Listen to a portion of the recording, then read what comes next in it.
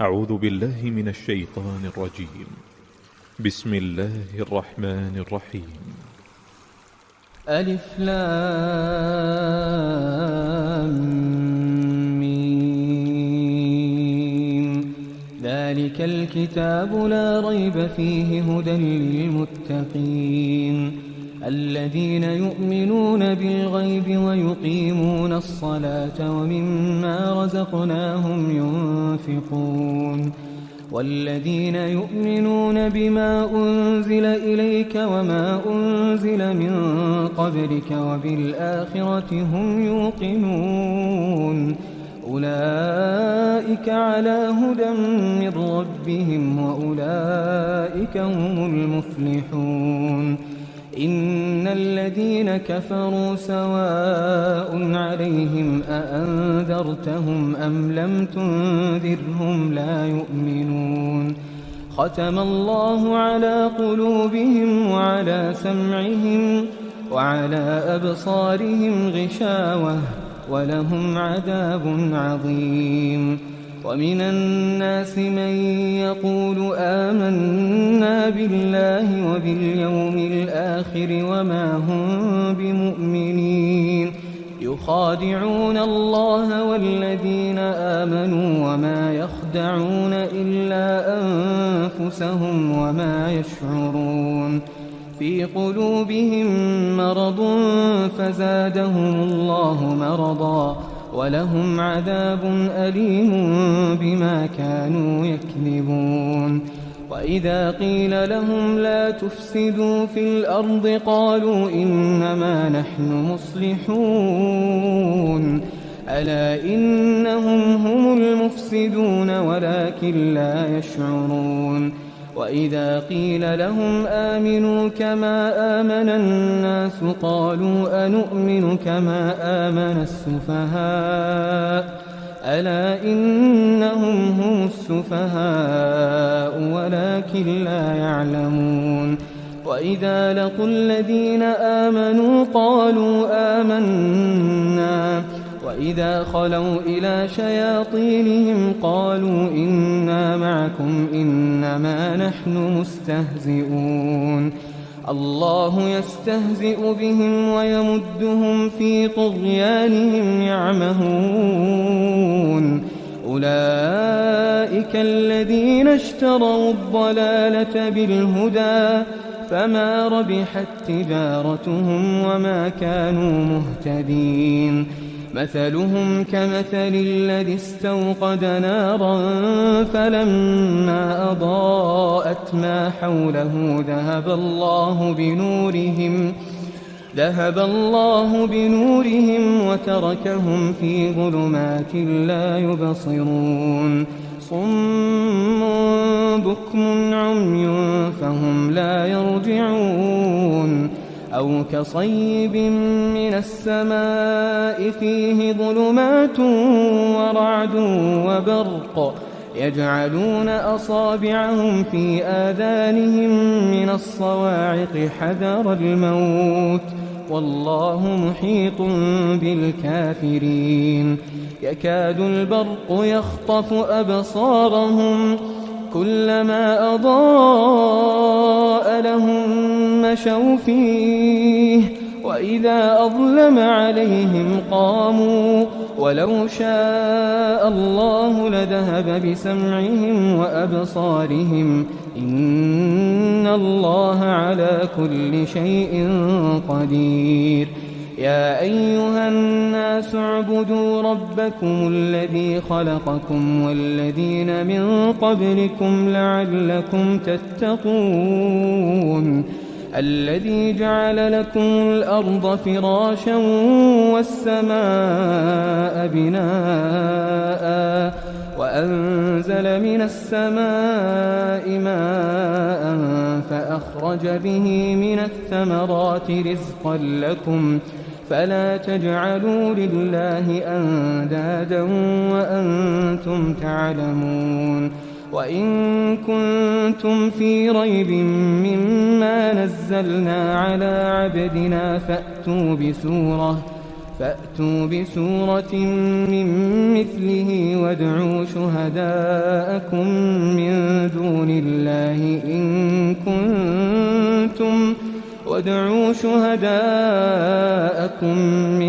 دون الله إن كنتم صادقين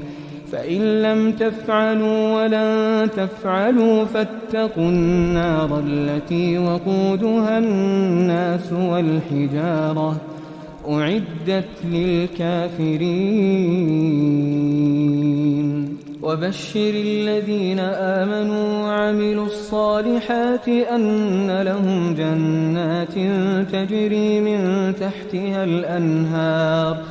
كلما رزقوا منها من ثمرة رزقا قالوا هذا الذي رزقنا من قبل وأتوا به متشابها ولهم فيها أزواج مطهرة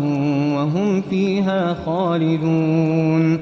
إن الله لا يستحيي أن يضرب مثلا ما بعوضة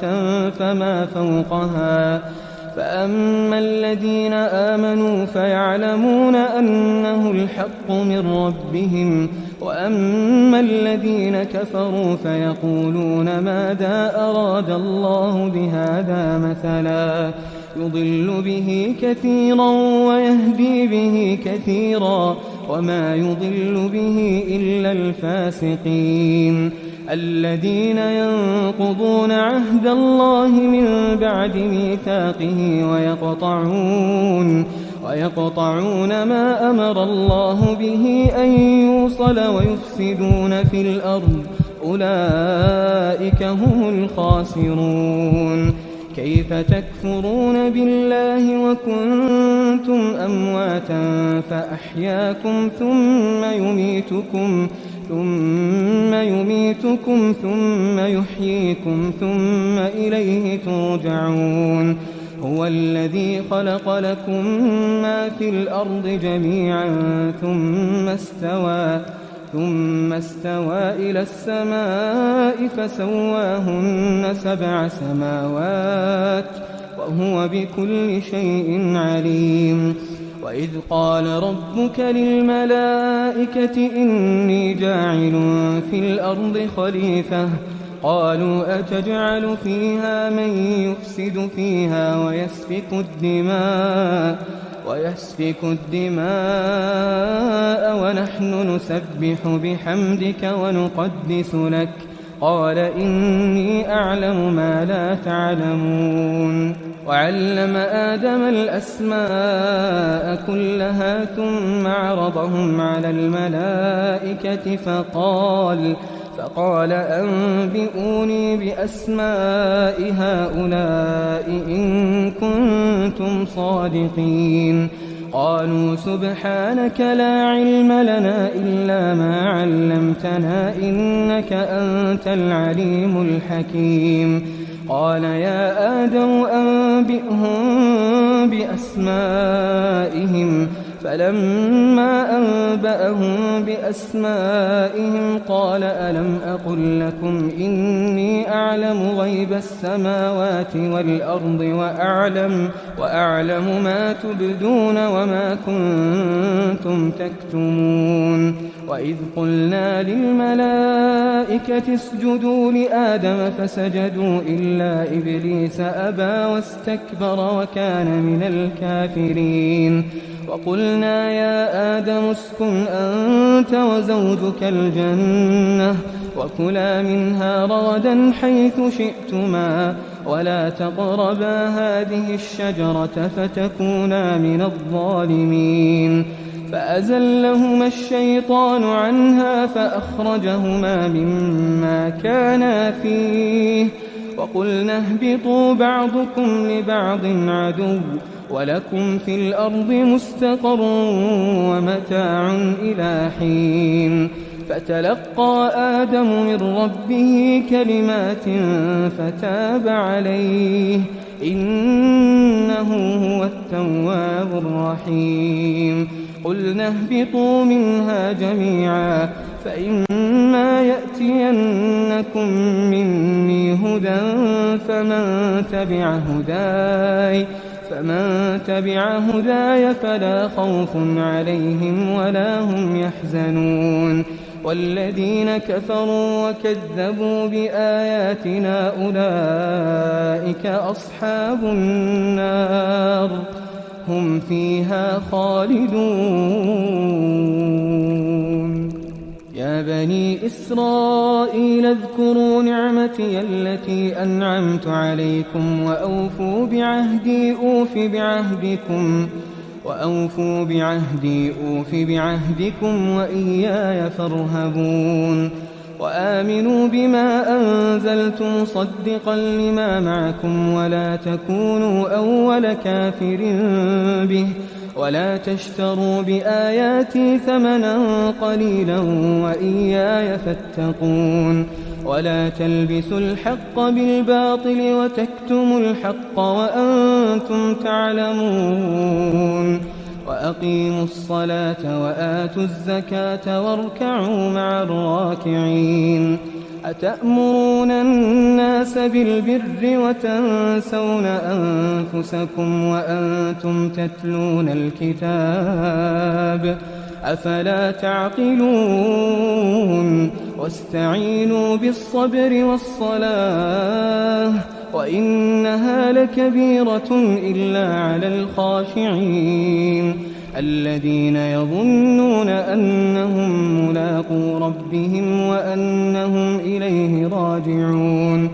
يا بني إسرائيل اذكروا نعمتي التي أنعمت عليكم وأني فضلتكم على العالمين واتقوا يوما لا تجزي نفس عن نفس شيئا ولا يقبل منها شفاعة ولا يؤخذ منها عدل ولا هم ينصرون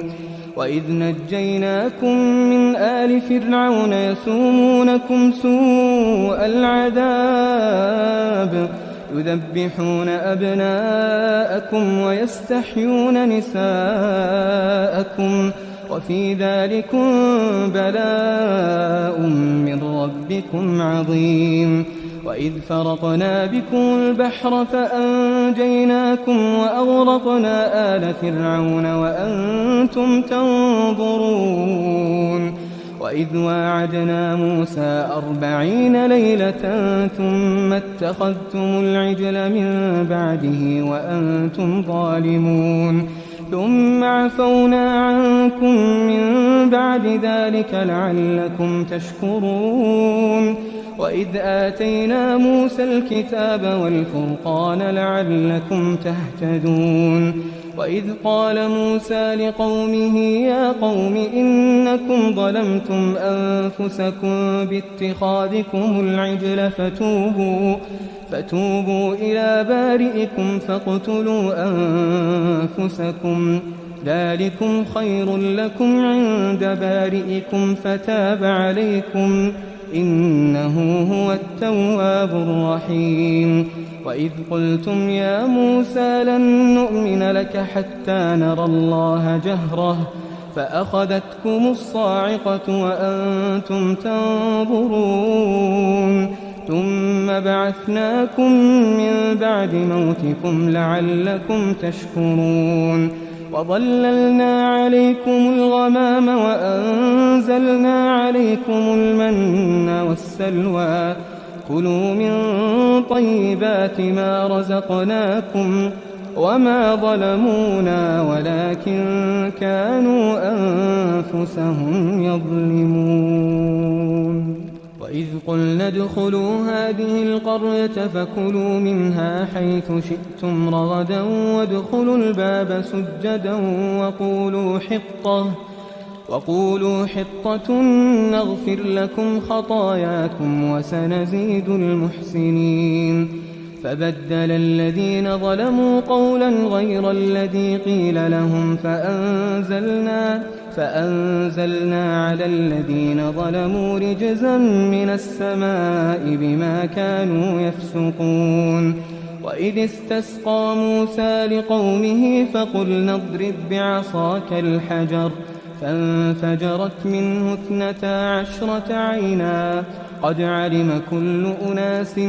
مشربهم كلوا واشربوا من رزق الله ولا تعثوا في الأرض مفسدين وإذ قلتم يا موسى لن نصبر على طعام واحد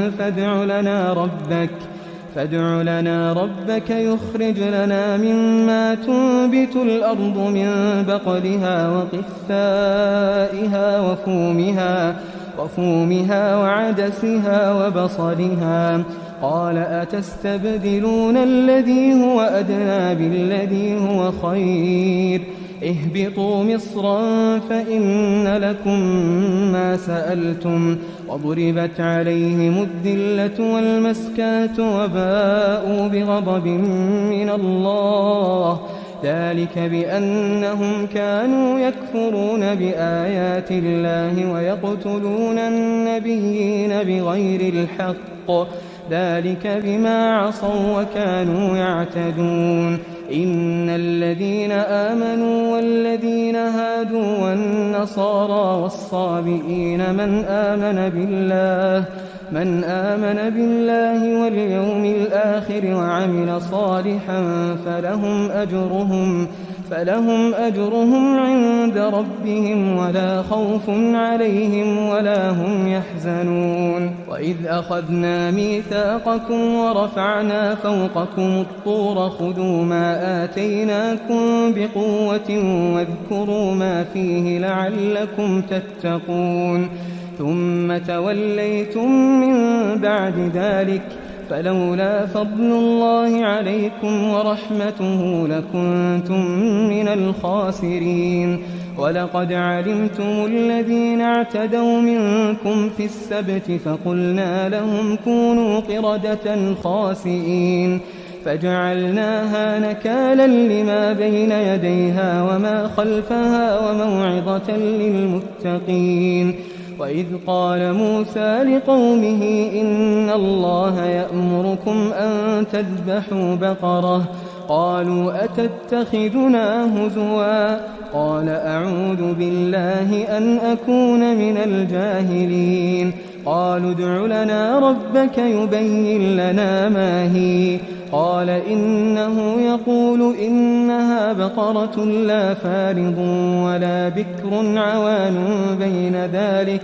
فافعلوا ما تؤمرون قالوا ادع لنا ربك يبين لنا ما لونها قال إنه يقول إنها بقرة صفراء فاقع لونها تسر الناظرين قالوا ادع لنا ربك يبين لنا ما هي إن البقرة شابه علينا وإنا إن شاء الله لمهتدون قال إنه يقول إنها بقرة لا ذلول تثير الأرض ولا تسقي الحرث مسلمة لا شية فيها قالوا الآن جئت بالحق فذبحوها وما كادوا يفعلون وإذ قتلتم نفسا فادارأتم فيها والله مخرج ما كنتم تكتمون فقلنا اضربوه ببعضها كذلك يحيي الله الموتى ويريكم آياته لعلكم تعقلون ثم قست قلوبكم من بعد ذلك فهي كالحجارة أو أشد قسوة وإن من الحجارة لما يتفجر منه الأنهار وإن منها لما يشقق فيخرج منه الماء وإن منها لما يهبط من خشية الله وما الله بغافل عما تعملون أفتطمعون أن يؤمنوا لكم وقد كان فريق منهم يسمعون كلام الله ثم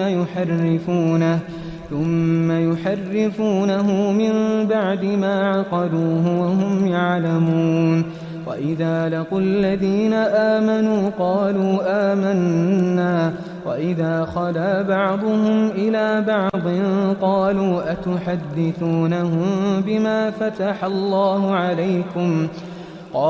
أتحدثونهم بما فتح الله عليكم ليحاجوكم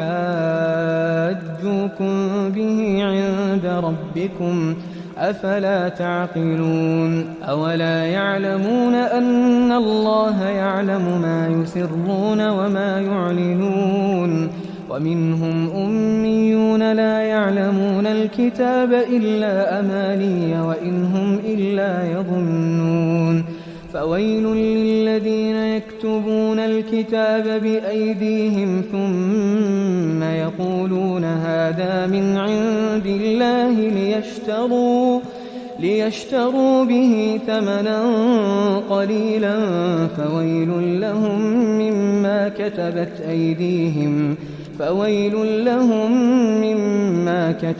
أيديهم وويل لهم مما يكسبون وقالوا لن تمسنا النار إلا أياما معدودة قل أتخذتم عند الله عهدا فلن يخلف الله عهده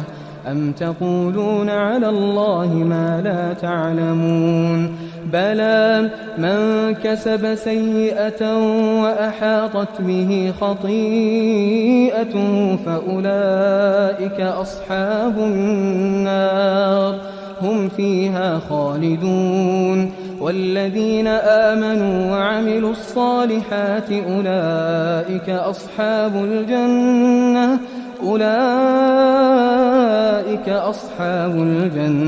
هم فيها خالدون وإذ أخذنا ميثاق بني إسرائيل لا تعبدون إلا الله وبالوالدين إحسانا وذي القربى واليتامى والمساكين وقولوا للناس حسنا وأقيموا الصلاة وآتوا الزكاة ثم توليتم إلا قليلا منكم وأنتم معرضون وإذ أخذنا ميثاقكم لا تسفكون دماءكم ولا تخرجون أنفسكم من دياركم ثم أقررتم وأنتم تشهدون ثم أنتم هؤلاء تقتلون أنفسكم وتخرجون فريقا منكم من ديارهم تظاهرون عليهم بالإثم والعدوان وإن يأتوكم أسارى تفادوهم وهو محرم عليكم إخراجهم أفتؤمنون ببعض الكتاب وتكفرون ببعض فما جزاء من يفعل ذلك منكم إلا خزي في الحياة الدنيا ويوم القيامة يردون إلى أشد العذاب وما الله بغافل عما تعملون أولئك الذين اشتروا الحياة الدنيا بالآخرة فلا يخفف عنهم العذاب ولا هم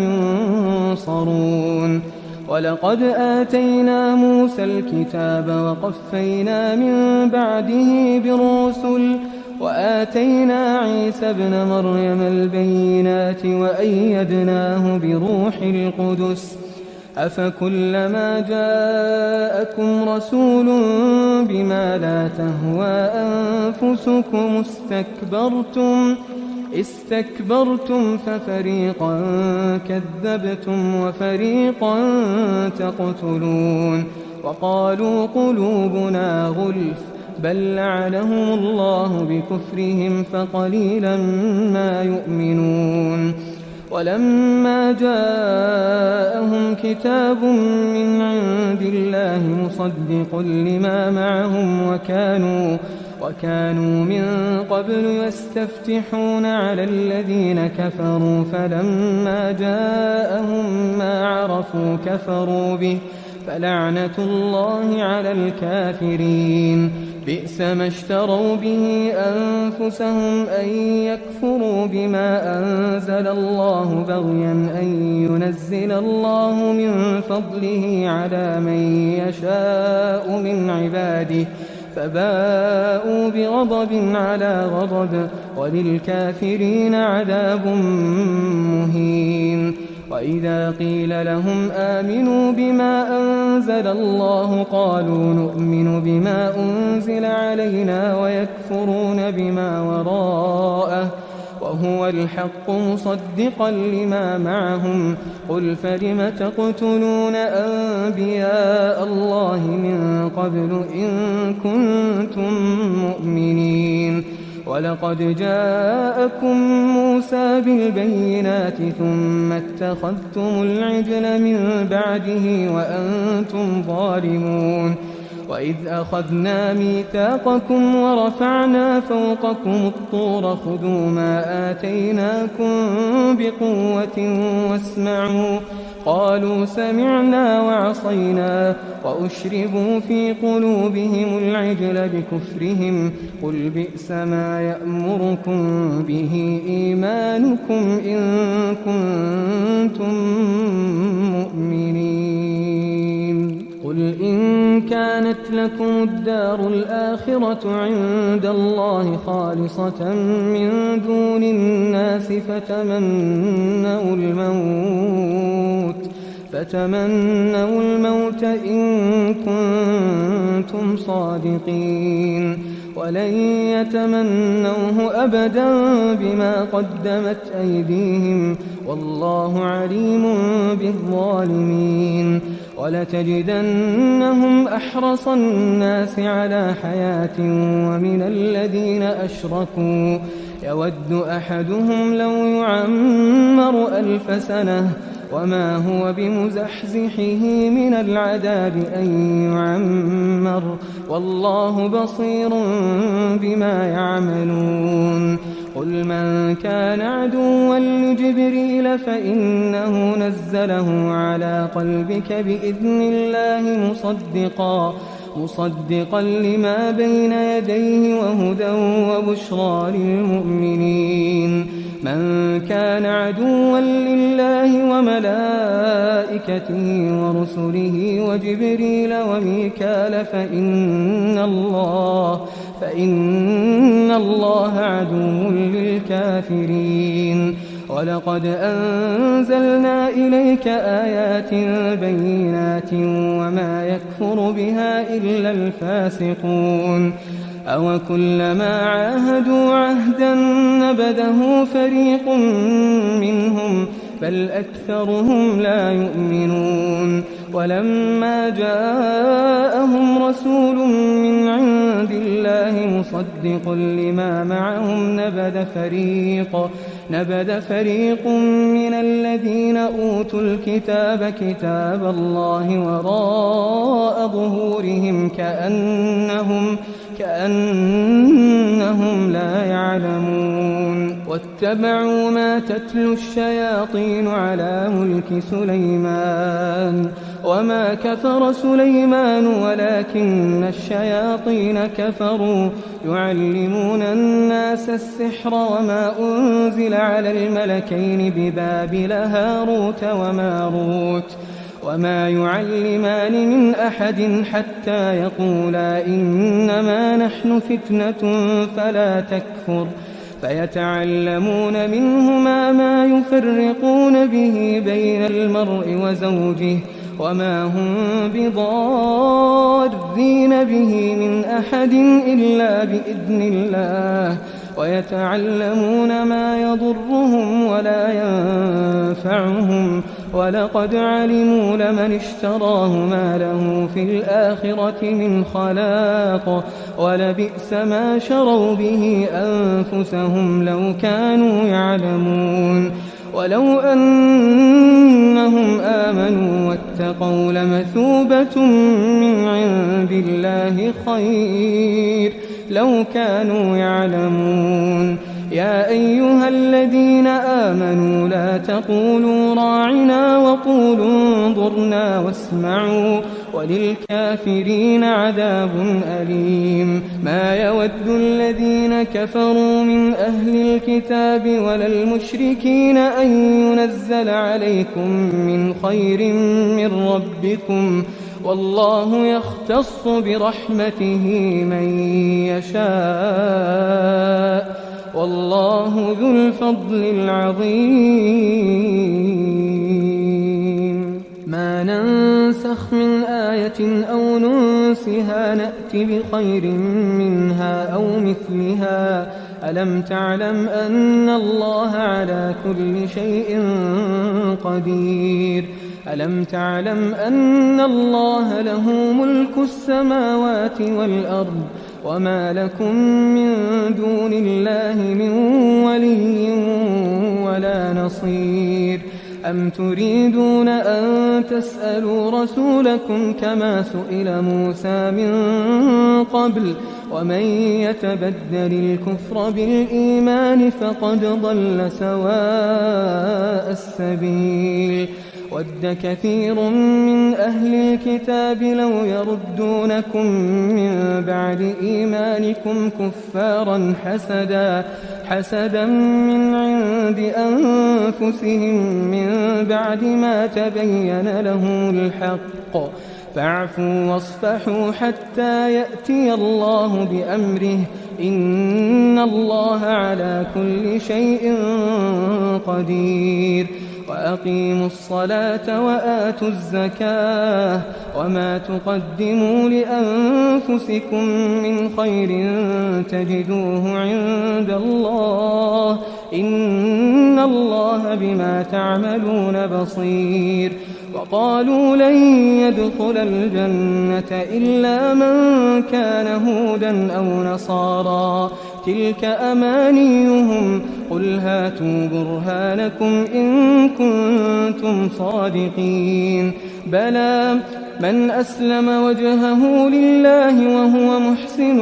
فله أجره عند ربه ولا خوف عليهم ولا هم يحزنون. وقالت اليهود ليست النصارى على شيء وقالت النصارى ليست اليهود على شيء وهم يتلون الكتاب كذلك قال الذين لا يعلمون مثل قولهم فالله يحكم بينهم يوم القيامة فيما كانوا فيه يختلفون. ومن أظلم ممن منع مساجد الله أن يذكر فيها اسمه وسعى في خرابها أولئك ما كان لهم أن يدخلوها إلا خائفين لهم في الدنيا خزي ولهم في الآخرة عذاب عظيم. ولله المشرق والمغرب فأينما تولوا فثم وجه الله إن الله واسع عليم. وقالوا اتخذ الله ولدا سبحانه بل له ما في السماوات والأرض كل له قانتون بديع السماوات والأرض وإذا قضى أمرا فإنما يقول له كن فيكون. وقال الذين لا يعلمون لولا يكلمنا الله أو تأتينا آية كذلك قال الذين من قبلهم مثل قولهم تشابهت قلوبهم قد بينا الآيات لقوم يوقنون. إنا أرسلناك بالحق بشيرا ونذيرا ولا تسأل عن أصحاب الجحيم. ولن ترضى عنك اليهود ولا النصارى حتى تتبع ملتهم قل إن هدى الله هو الهدى ولئن اتبعت أهواءهم بعد الذي جاءك من العلم ما لك من الله من ولي ولا نصير الذين آتيناهم الكتاب يتلونه حق تلاوته أولئك يؤمنون به ومن يكفر به فأولئك هم الخاسرون يا بني إسرائيل اذكروا نعمتي التي أنعمت عليكم وأني فضلتكم على العالمين واتقوا يوما لا تجزي نفس عن نفس شيئا ولا يقبل منها عدل ولا تنفعها شفاعة ولا هم ينصرون وإذ ابتلى إبراهيم ربه بكلمات فأتمهن قال إني جاعلك للناس إماما قال ومن ذريتي قال لا ينال عهد الظالمين وإذ جعلنا البيت مثابة للناس وأمنا واتخذوا من مقام إبراهيم مصلى وعهدنا إلى إبراهيم وإسماعيل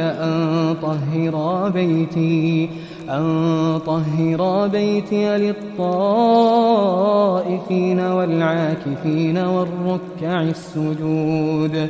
وإذ قال إبراهيم رب اجعل هذا بلدا آمنا وارزق أهله من الثمرات من آمن منهم بالله واليوم الآخر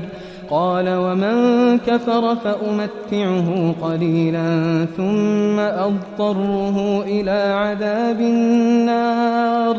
وبئس المصير وإذ يرفع إبراهيم القواعد من البيت وإسماعيل ربنا تقبل منا إنك أنت السميع العليم ربنا واجعلنا مسلمين لك ومن ذريتنا أمة مسلمة لك وأرنا مناسكنا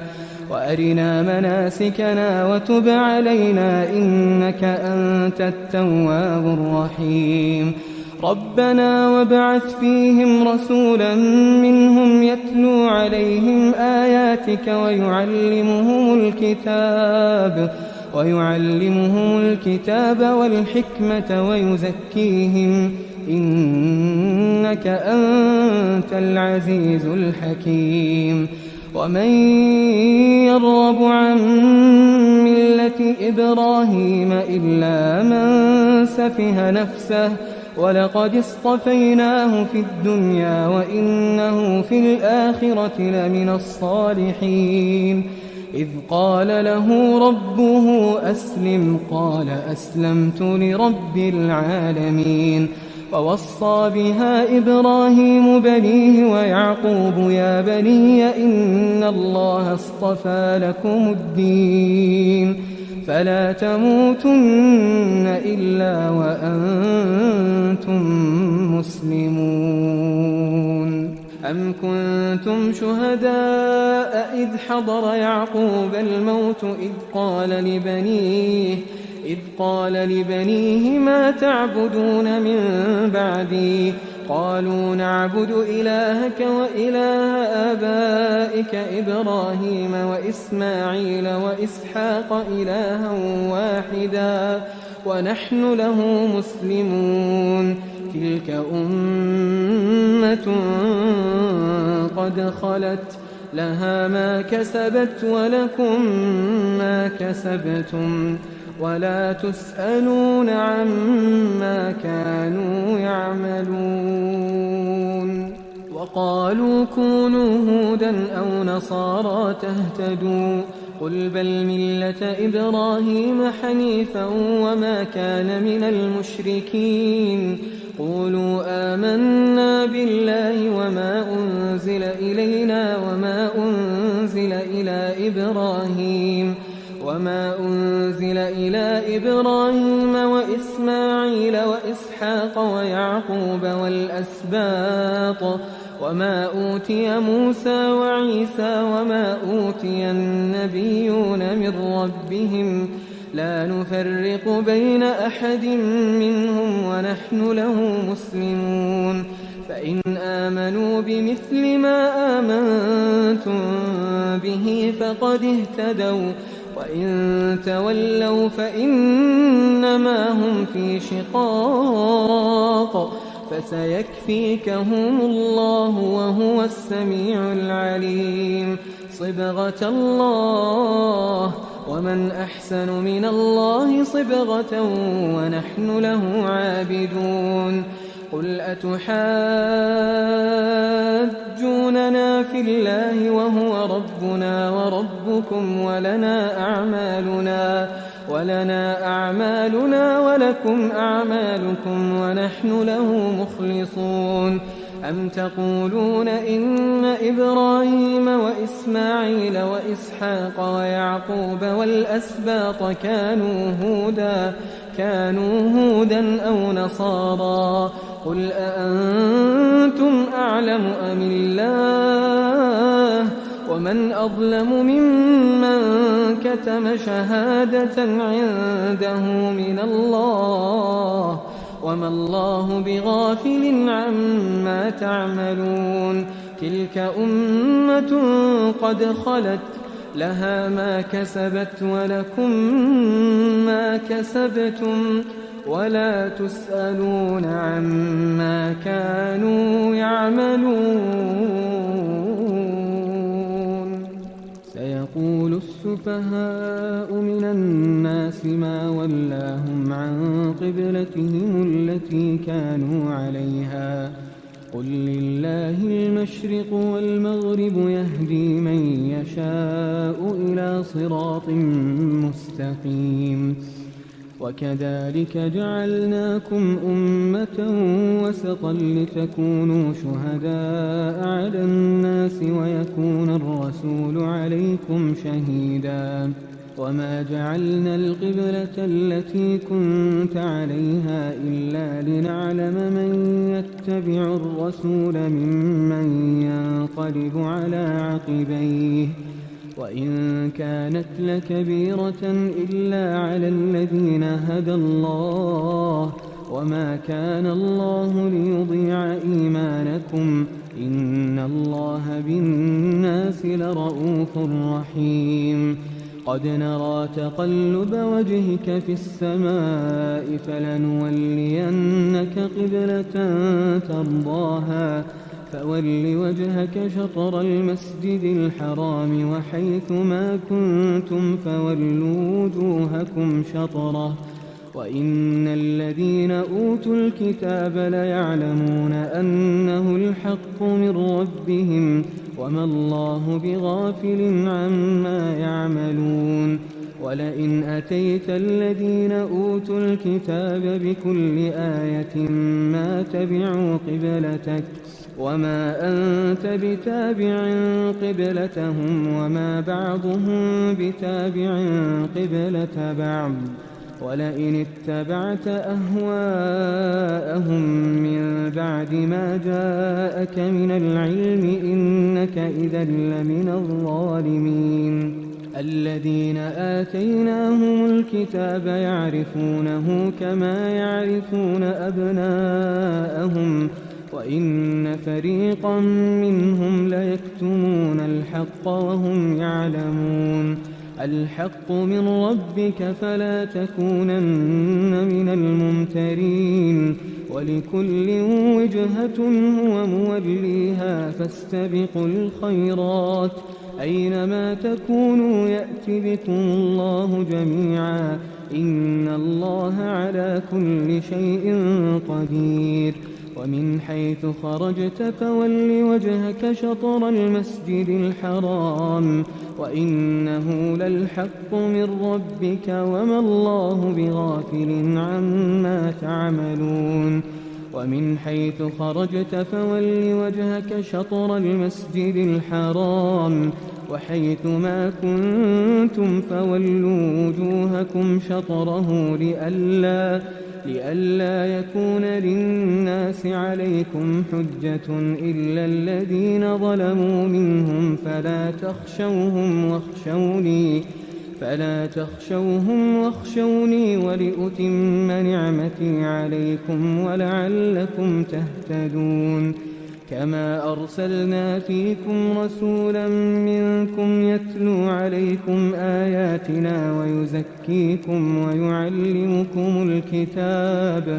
ويعلمكم الكتاب والحكمة ويعلمكم ما لم تكونوا تعلمون فاذكروني أذكركم واشكروا لي ولا تكفرون يا أيها الذين آمنوا استعينوا بالصبر والصلاة إن الله مع الصابرين ولا تقولوا لمن يقتل في سبيل الله أموات بل أحياء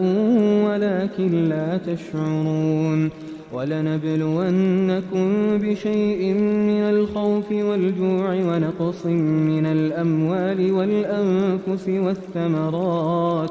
وبشر الصابرين الذين إذا أصابتهم مصيبة قالوا إنا لله وإنا إليه راجعون أولئك عليهم صلوات من ربهم ورحمة وأولئك هم المهتدون إن الصفا والمروة من شعائر الله فمن حج البيت أو اعتمر فلا جناح عليه أن يطوف بهما ومن تطوع خيرا فإن الله شاكر عليم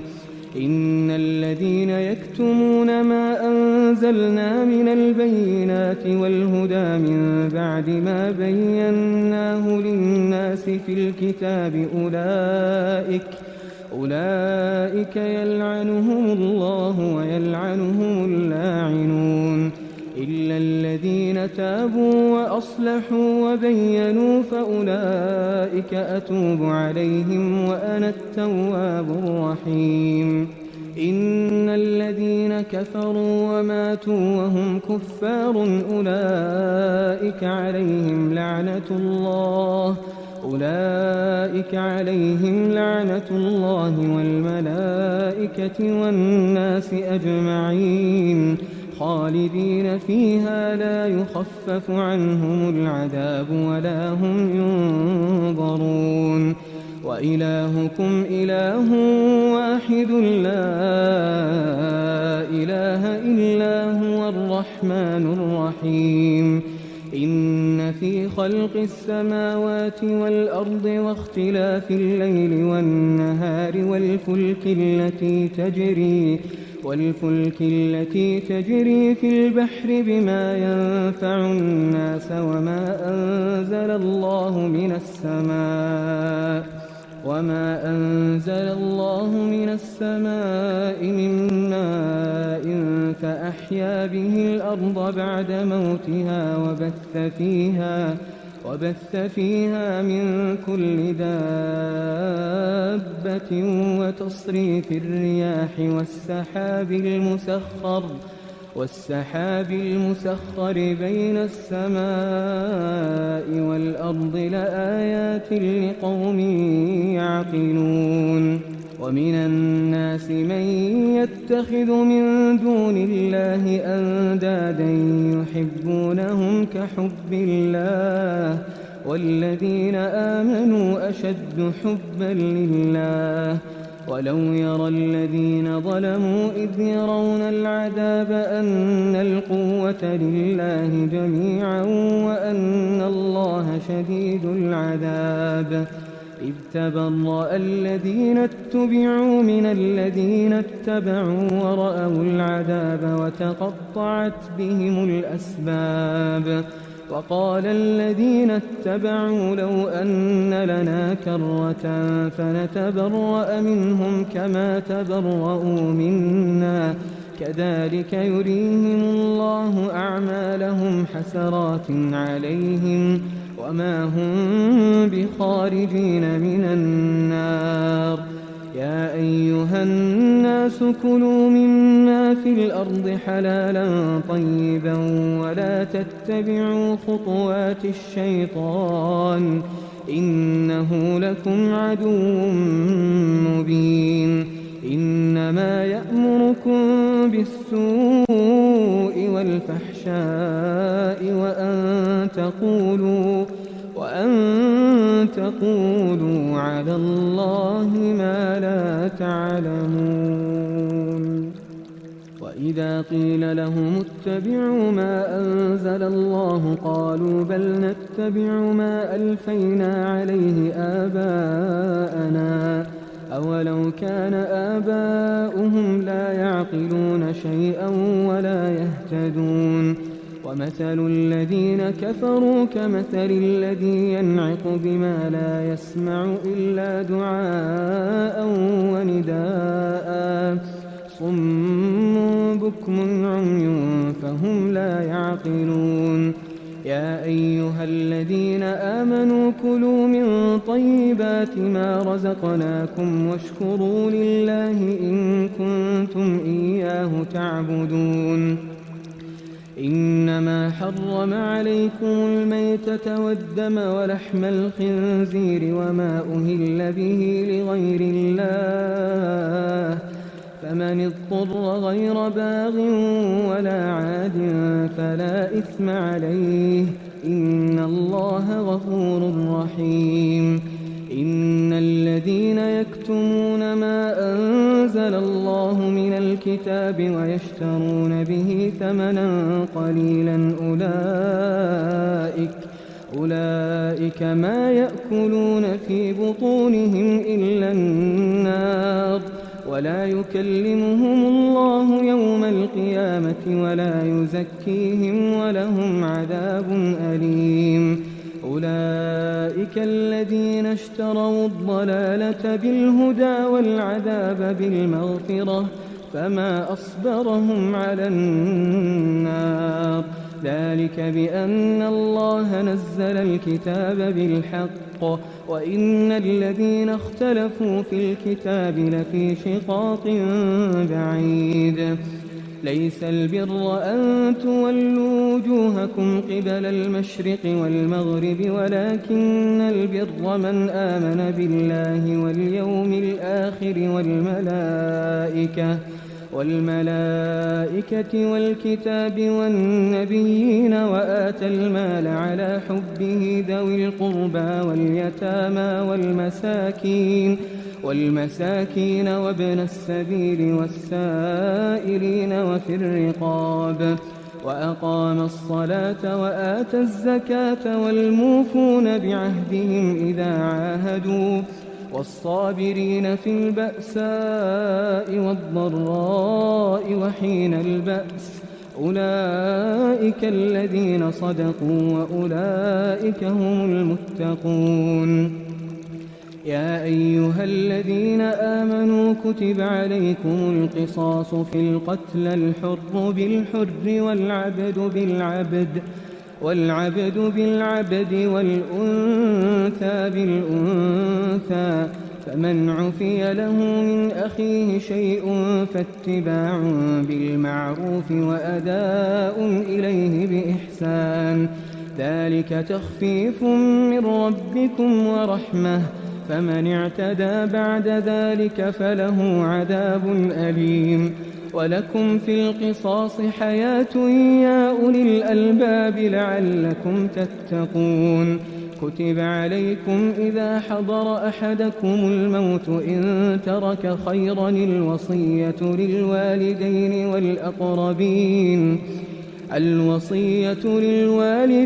والأقربين بالمعروف حقا على المتقين. فمن بدله بعدما سمعه فإنما إثمه على الذين يبدلونه إن الله سميع عليم. فمن خاف من موص جنفا أو إثما فأصلح بينهم فلا إثم عليه، إن الله غفور رحيم. يا أيها الذين آمنوا كتب عليكم الصيام كما كتب على الذين من قبلكم لعلكم تتقون، أياما معدودات. فمن كان منكم مريضا أو على سفر فعدة من أيام أخر، وعلى الذين يطيقونه فدية طعام مسكين، فمن تطوع خيرا فهو خير له، وأن تصوموا خير لكم إن كنتم تعلمون. شهر رمضان الذي أنزل فيه القرآن هدى للناس وبينات من الهدى والفرقان، فمن شهد منكم الشهر فليصمه، ومن كان مريضا أو على سفر فعدة من أيام أخر، يريد الله بكم اليسر ولا يريد بكم العسر، ولتكملوا العدة ولتكبروا الله على ما هداكم ولعلكم تشكرون. وإذا سألك عبادي عني فإني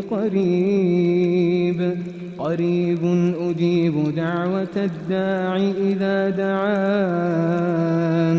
فليستجيبوا لي وليؤمنوا بي لعلهم يرشدون. أحل لكم ليلة الصيام الرفث إلى نسائكم هن لباس لكم وأنتم لباس لهن،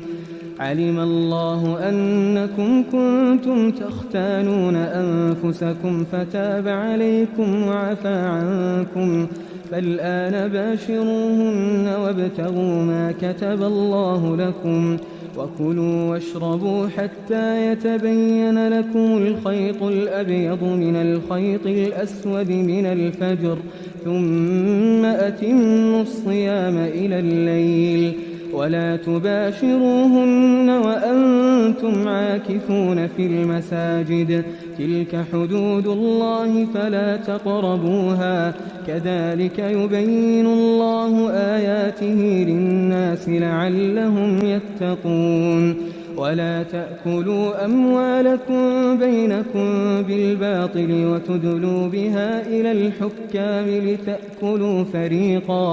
لتأكلوا فريقا من أموال الناس بالإثم وأنتم تعلمون. يسألونك عن الأهلة قل هي مواقيت للناس والحج، وليس البر بأن تأتوا البيوت من ظهورها ولكن البر من اتقى، وأتوا البيوت من أبوابها واتقوا الله لعلكم تفلحون. وقاتلوا في سبيل الله الذين يقاتلونكم ولا تعتدوا،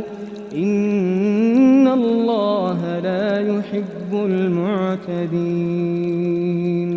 واقتلوهم حيث ثقفتموهم وأخرجوهم من حيث أخرجوكم، والفتنة أشد من القتل، ولا تقاتلوهم عند المسجد الحرام حتى يقاتلوكم فيه، فإن قاتلوكم فاقتلوهم، كذلك جزاء الكافرين.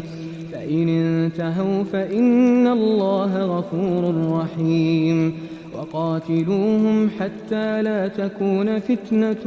ويكون الدين لله، فإن انتهوا فلا عدوان إلا على الظالمين. الشهر الحرام بالشهر الحرام والحرمات قصاص، فمن اعتدى عليكم فاعتدوا عليه بمثل ما اعتدى عليكم، واتقوا الله واعلموا أن الله مع المتقين. وأنفقوا في سبيل الله ولا تلقوا بأيديكم إلى التهلكة وأحسنوا إن الله يحب المحسنين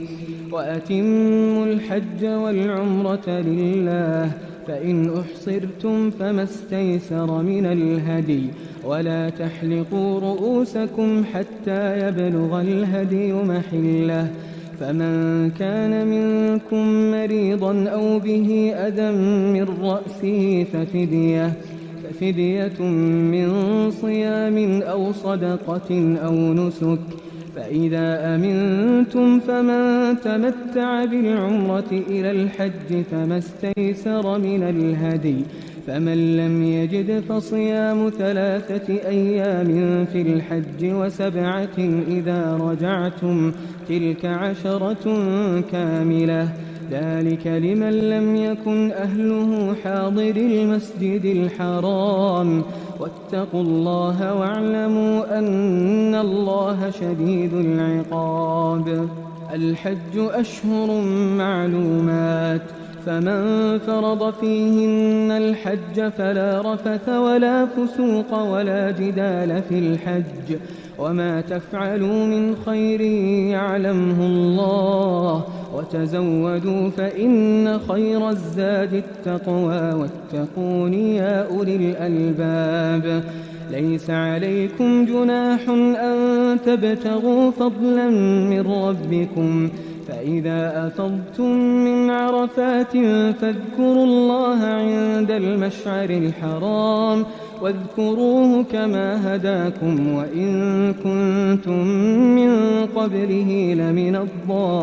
الضالين ثم أفيضوا من حيث أفاض الناس واستغفروا الله إن الله غفور رحيم فإذا قضيتم مناسككم فاذكروا الله كذكركم آباءكم أو أشد ذكرا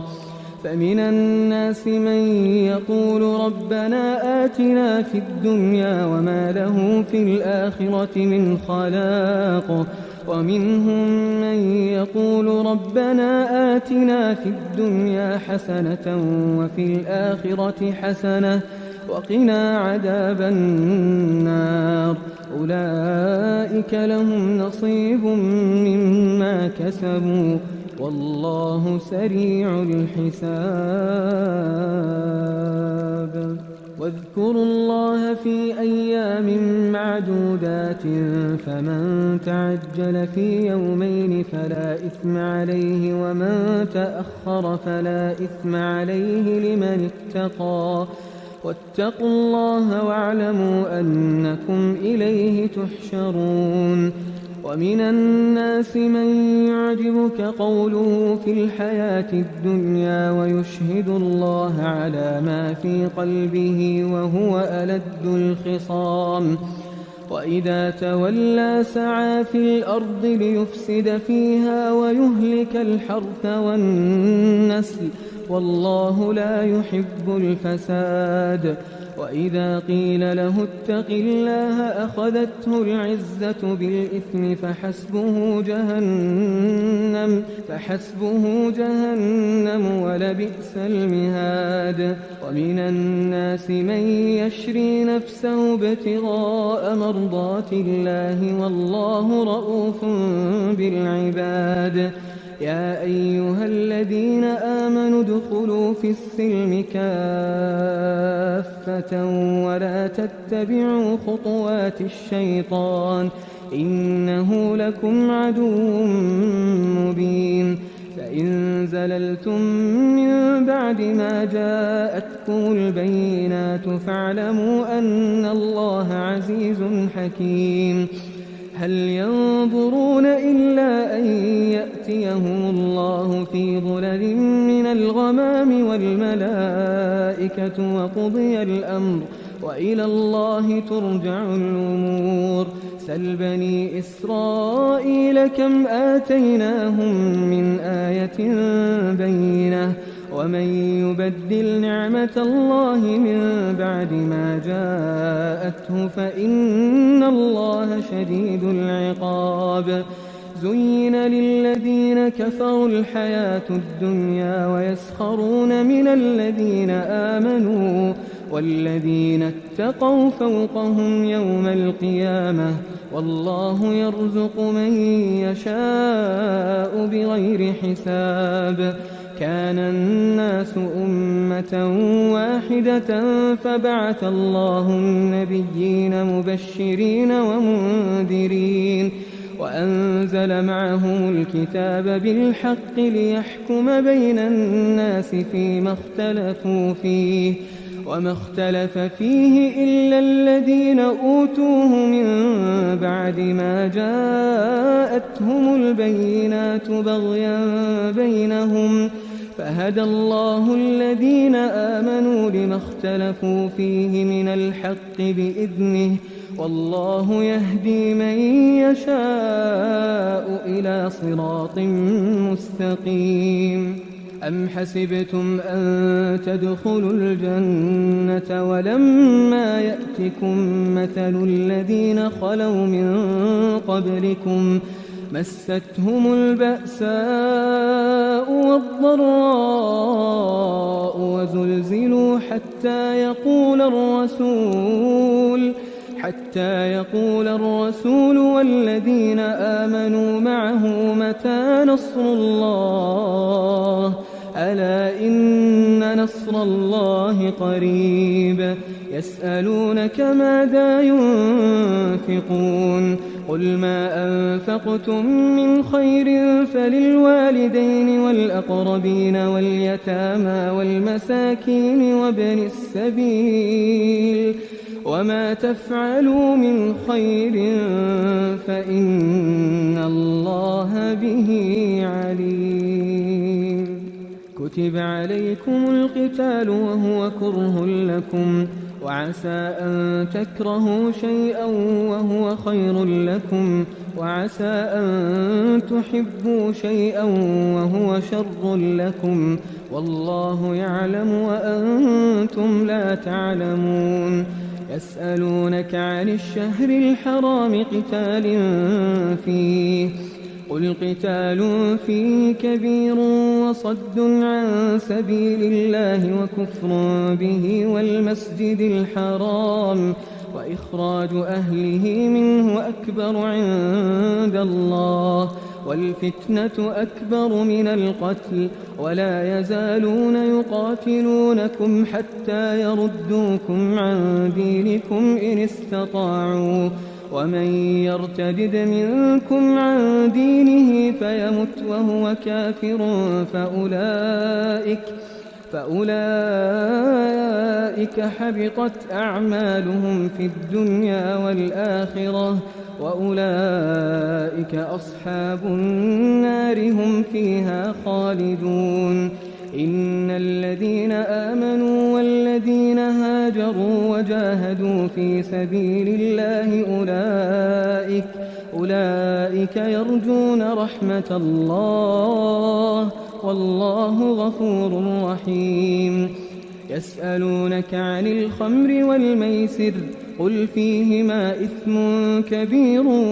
ومنافع للناس وإثمهما أكبر من نفعهما ويسألونك ماذا ينفقون قل العفو كذلك يبين الله لكم الآيات لعلكم تتفكرون في الدنيا والآخرة. ويسألونك عن اليتامى قل إصلاح لهم خير وإن تخالطوهم فإخوانكم والله يعلم المفسد من المصلح ولو شاء الله لأعنتكم إن الله عزيز حكيم. ولا تنكحوا المشركات حتى يؤمنوا ولأمة مؤمنة خير من مشركة ولو أعجبتكم ولا تنكحوا المشركين حتى يؤمنوا ولعبد مؤمن خير من مشرك ولو أعجبكم أولئك يدعون إلى النار والله يدعو إلى الجنة والمغفرة بإذنه ويبين آياته للناس لعلهم يتذكرون ويسألونك عن المحيض قل هو أذى فاعتزلوا النساء في المحيض ولا تقربوهن حتى يطهرن فإذا تطهرن فأتوهن من حيث أمركم الله إن الله يحب التوابين ويحب المتطهرين نساؤكم حرث لكم فأتوا حرثكم أنى شئتم وقدموا لأنفسكم واتقوا الله واعلموا أنكم ملاقوه وبشر المؤمنين ولا تجعلوا الله عرضة لأيمانكم أن تبروا وتتقوا وتصلحوا بين الناس والله سميع عليم لا يؤاخذكم الله باللغو في أيمانكم ولكن يؤاخذكم بما كسبت قلوبكم والله غفور حليم للذين يؤلون من نسائهم تربص 4 أشهر فإن فاءوا فإن الله غفور رحيم وإن عزموا الطلاق فإن الله سميع عليم والمطلقات يتربصن بأنفسهن 3 قروء ولا يحل لهن أن يكتمن ما خلق الله في أرحامهن إن كن يؤمن بالله واليوم الآخر وبعولتهن أحق بردهن في ذلك إن أرادوا إصلاحا ولهن مثل الذي عليهن بالمعروف وللرجال عليهن درجة والله عزيز حكيم الطلاق 2 مرتان فإمساك بمعروف أو تسريح بإحسان ولا يحل لكم أن تأخذوا مما آتيتموهن شيئا إلا أن يخافا ألا يقيما حدود الله فإن خفتم ألا يقيما حدود الله فلا جناح عليهما فيما افتدت به تلك حدود الله فلا تعتدوها ومن يتعد حدود الله فأولئك هم الظالمون فإن طلقها فلا تحل له من بعد حتى تنكح زوجا غيره فإن طلقها فلا جناح عليهما أن يتراجعا إن ظنا أن يقيما حدود الله وتلك حدود الله يبينها لقوم يعلمون وإذا طلقتم النساء فبلغن أجلهن فأمسكوهن بمعروف أو سرحوهن بمعروف ولا تمسكوهن ضرارا لتعتدوا ومن يفعل ذلك فقد ظلم نفسه ولا تتخذوا آيات الله هزوا واذكروا نعمة الله عليكم وما أنزل عليكم من الكتاب والحكمة يعظكم به واتقوا الله واعلموا أن الله بكل شيء عليم وإذا طلقتم النساء فبلغن أجلهن فلا تعضلوهن أن ينكحن أزواجهن إذا تراضوا بينهم بالمعروف ذلك يوعظ به من كان منكم يؤمن بالله واليوم الآخر ذلكم أزكى لكم وأطهر والله يعلم وأنتم لا تعلمون والوالدات يرضعن أولادهن حولين كاملين لمن أراد أن يتم الرضاعة وعلى المولود له رزقهن وكسوتهن بالمعروف لا تكلف نفس إلا وسعها لا تضار والدة بولدها ولا مولود له بولده وعلى الوارث مثل ذلك فإن أرادا فصالا عن تراض منهما وتشاور فلا جناح عليهما وإن أردتم أن تسترضعوا أولادكم فلا جناح عليكم إذا سلمتم ما آتيتم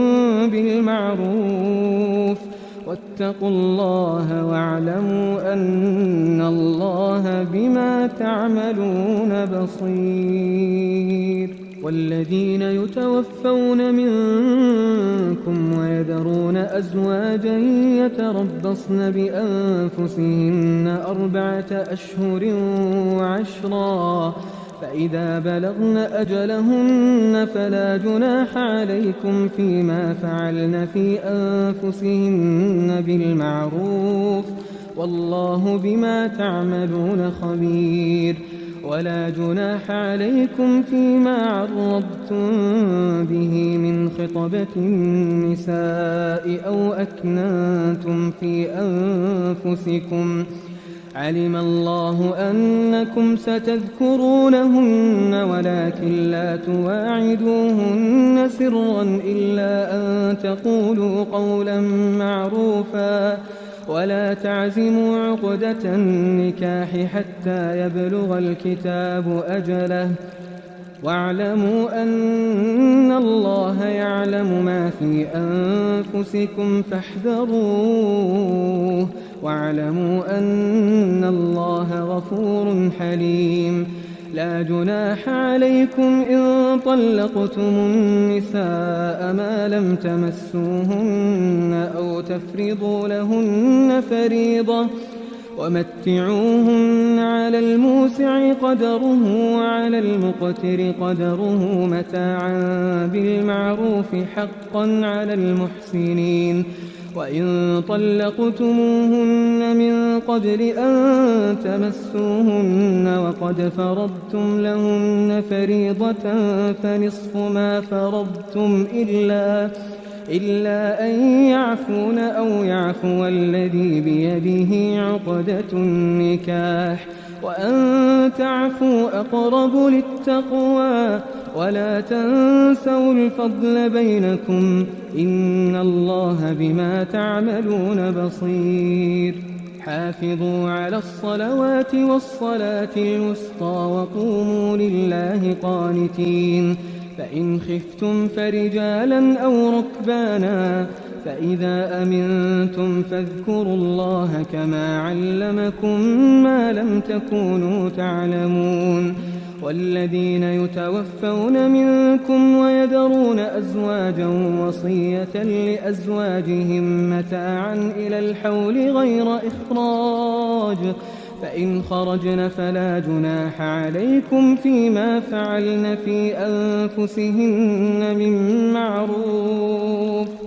والله عزيز حكيم. وللمطلقات متاع بالمعروف حقا على المتقين. كذلك يبين الله لكم آياته لعلكم تعقلون. ألم تر إلى الذين خرجوا من ديارهم وهم ألوف حذر الموت فقال لهم الله موتوا ثم أحياهم إن الله لذو فضل على الناس ولكن أكثر الناس لا يشكرون. وقاتلوا في سبيل الله واعلموا أن الله سميع عليم. من ذا الذي يقرض الله قرضا حسنا فيضاعفه له أضعافا كثيرة والله يقبض ويبسط وإليه ترجعون. ألم تر إلى الملأ من بني إسرائيل من بعد موسى إذ قالوا لنبي له مبعث لنا ملكا نقاتل في سبيل الله قال هل عسيتم إن كتب عليكم القتال ألا تقاتلوا قالوا وما لنا ألا نقاتل في سبيل الله وقد أخرجنا من ديارنا وأبنائنا فلما كتب عليهم القتال تولوا إلا قليلا منهم والله عليم بالظالمين وقال لهم نبيهم إن الله قد بعث لكم طالوت ملكا قالوا أنى يكون له الملك علينا ونحن أحق بالملك منه ولم يؤت سعة من المال قال إن الله اصطفاه عليكم وزاده بسطة في العلم والجسم والله يؤتي ملكه من يشاء والله واسع عليم وقال لهم نبيهم إن آية ملكه أن يأتيكم التابوت فيه سكينة من ربكم وبقية مما ترك آل موسى وآل هارون تحمله الملائكة إن في ذلك لآية لكم إن كنتم مؤمنين فلما فصل طالوت بالجنود قال إن الله مبتليكم بنهر فمن شرب منه فليس مني ومن لم يطعمه فإنه مني إلا من اغترف غرفة بيده فشربوا منه إلا قليلا منهم فلما جاوزه هو والذين آمنوا معه قالوا لا طاقة لنا اليوم بجالوت وجنوده قال الذين يظنون أنهم ملاقو الله كم من فئة قليلة غلبت فئة كثيرة بإذن الله والله مع الصابرين ولما برزوا لجالوت وجنوده قالوا ربنا أفرغ علينا صبرا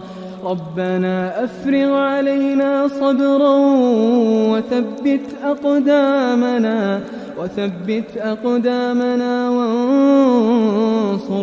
على القوم الكافرين فهزموهم بإذن الله وقتل داود جالوت وآتاه الله الملك والحكمة وعلمه مما يشاء ولولا دفع الله الناس بعضهم ببعض لفسدت الأرض ولكن الله ذو فضل على العالمين تلك آيات الله نتلوها عليك بالحق وإنك لمن المرسلين تلك الرسل فضلنا بعضهم على بعض منهم من كلم الله ورفع بعضهم درجات وآتينا عيسى ابن مريم البينات وأيدناه بروح القدس ولو شاء الله ما اقتتل الذين من بعدهم من بعد ما جاءتهم البينات ولكن اختلفوا فمنهم من آمن ومنهم من كفر ولو شاء الله ما اقتتلوا ولكن الله يفعل ما يريد يا أيها الذين آمنوا أنفقوا مما رزقناكم من قبل أن يأتي يوم لا بيع فيه ولا خلة ولا شفاعة والكافرون هم الظالمون الله لا إله إلا هو الحي القيوم لا تأخذه سنة ولا نوم له ما في السماوات وما في الأرض من ذا الذي يشفع عنده إلا بإذنه يعلم ما بين أيديهم وما خلفهم ولا يحيطون بشيء من علمه إلا بما شاء وسع كرسيه السماوات والأرض ولا يؤوده حفظهما وهو العلي العظيم لا إكراه في الدين قد تبين الرشد من الغي فمن يكفر بالطاغوت ويؤمن بالله فقد استمسك بالعروة الوثقى لا انفصام لها والله سميع عليم الله ولي الذين آمنوا يخرجهم من الظلمات إلى النور والذين كفروا أولياؤهم الطاغوت يخرجونهم من النور إلى الظلمات أولئك أصحاب النار هم فيها خالدون ألم تر إلى الذي حاج إبراهيم في ربه أن آتاه الله الملك إذ قال إبراهيم ربي الذي يحيي ويميت قال أنا أحيي وأميت قال إبراهيم فإن الله يأتي بالشمس من المشرق فأت بها من المغرب فبهت الذي كفر والله لا يهدي القوم الظالمين أو كالذي مر على قرية وهي خاوية على عروشها قال أنى يحيي هذه الله بعد موتها فأماته الله 100 عام ثم بعثه قال كم لبثت قال لبثت يوما أو بعض يوم قال بل لبثت 100 عام فانظر إلى طعامك وشرابك لم يتسنه وانظر إلى حمارك ولنجعلك آية للناس وانظر إلى العظام كيف ننشزها ثم نكسوها لحما فلما تبين له قال أعلم أن الله على كل شيء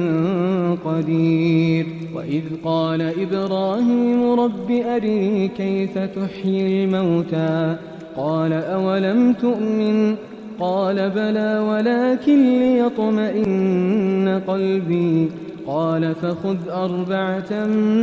من الطير فصرهن إليك ثم اجعل على كل جبل منهن جزءا ثم ادعهن يأتينك سعيا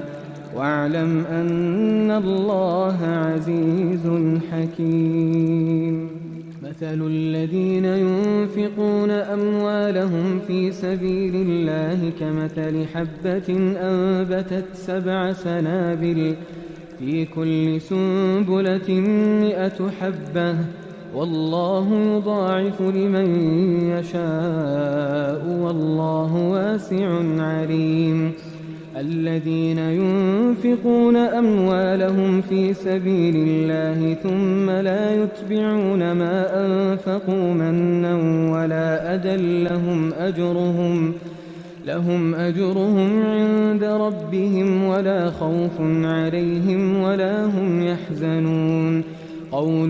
معروف ومغفرة خير من صدقة يتبعها أذى والله غني حليم يا أيها الذين آمنوا لا تبطلوا صدقاتكم بالمن والأذى كالذي ينفق ماله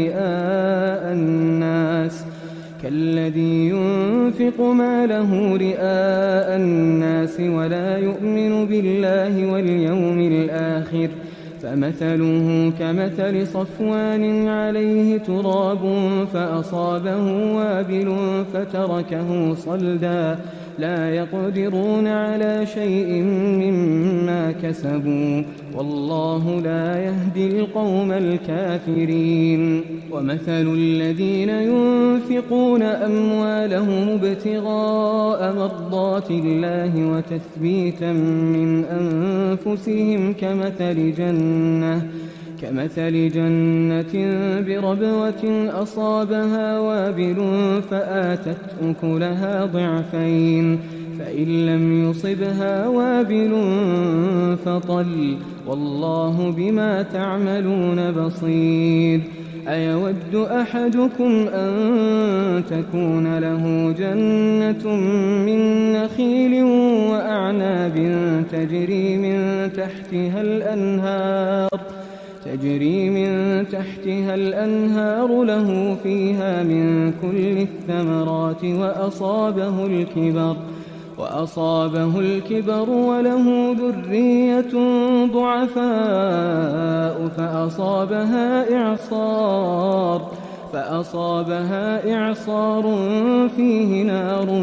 فاحترقت كذلك يبين الله لكم الآيات لعلكم تتفكرون يا أيها الذين آمنوا أنفقوا من طيبات ما كسبتم ومما أخرجنا لكم من الأرض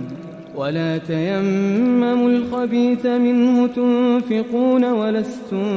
بآخذيه إلا أن تغمضوا فيه واعلموا أن الله غني حميد الشيطان يعدكم الفقر ويأمركم بالفحشاء والله يعدكم مغفرة منه وفضلا والله واسع عليم يؤتي الحكمة من يشاء ومن يؤت الحكمة فقد أوتي خيرا كثيرا وما يذكر إلا أولو الألباب وما أنفقتم من نفقة أو نذرتم من نذر فإن الله يعلمه وما للظالمين من أنصار إن تبدوا الصدقات فنعما هي وإن تخفوها وتؤتوها الفقراء فهو خير لكم ويكفر عنكم من سيئاتكم والله بما تعملون خبير ليس عليك هداهم ولكن الله يهدي من يشاء وما تنفقوا من خير فلأنفسكم وما تنفقون إلا ابتغاء وجه الله وما تنفقوا من خير يوفى إليكم وأنتم لا تظلمون للفقراء الذين أحصروا في سبيل الله لا يستطيعون ضربا في الأرض يحسبهم الجاهل أغنياء من التعفف تعرفهم بسيماهم لا يسألون الناس إلحافا وما تنفقوا من خير فإن الله به عليم الذين ينفقون أموالهم بالليل والنهار سرا وعلانية فلهم أجرهم عند ربهم ولا خوف عليهم ولا هم يحزنون الذين يأكلون الربا لا يقومون إلا كما يقوم الذي يتخبطه الشيطان من المس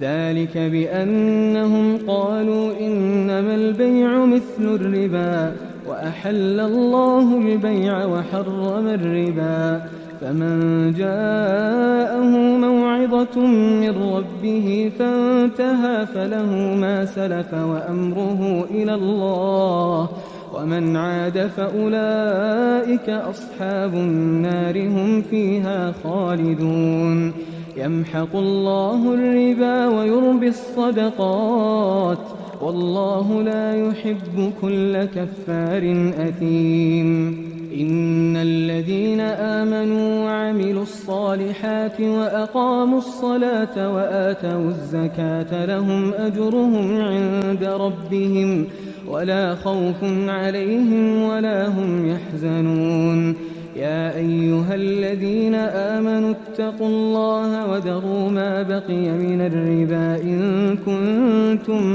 مؤمنين، فإن لم تفعلوا فأذنوا بحرب من الله ورسوله، وإن تبتم فلكم رؤوس أموالكم لا تظلمون ولا تظلمون. وإن كان ذو عسرة فنظرة إلى ميسرة، وأن تصدقوا خير لكم إن كنتم تعلمون. واتقوا يوما ترجعون فيه إلى الله ثم توفى كل نفس ما كسبت وهم لا يظلمون. يا أيها الذين آمنوا إذا تداينتم بدين إلى أجل مسمى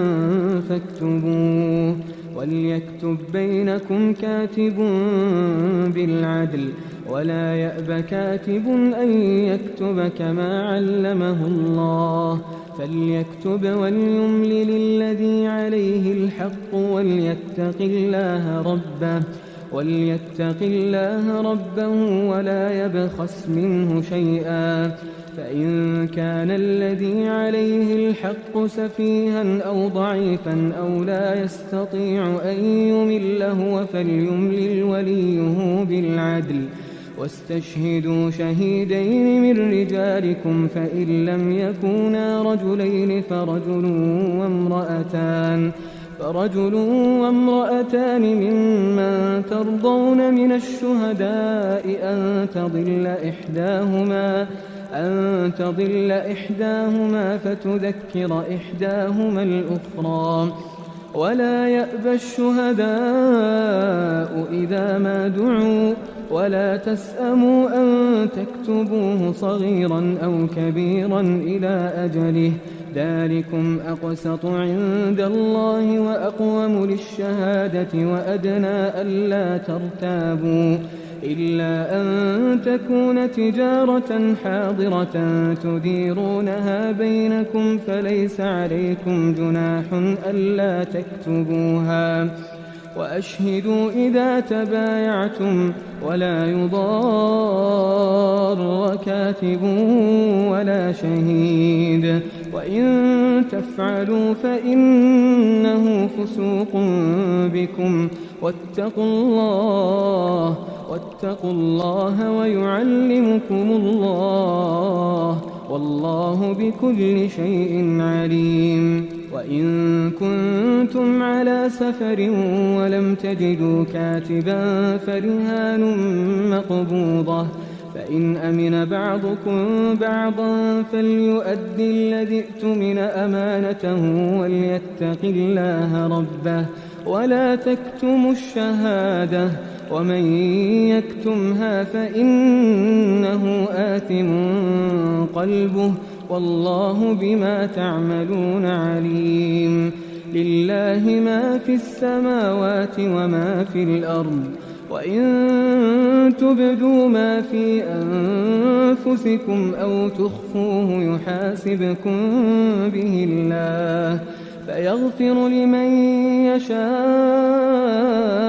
ويعذب من يشاء والله على كل شيء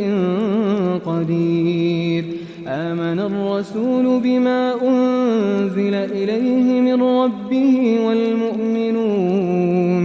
كل آمن بالله وملائكته وملائكته وكتبه ورسله لا نفرق بين أحد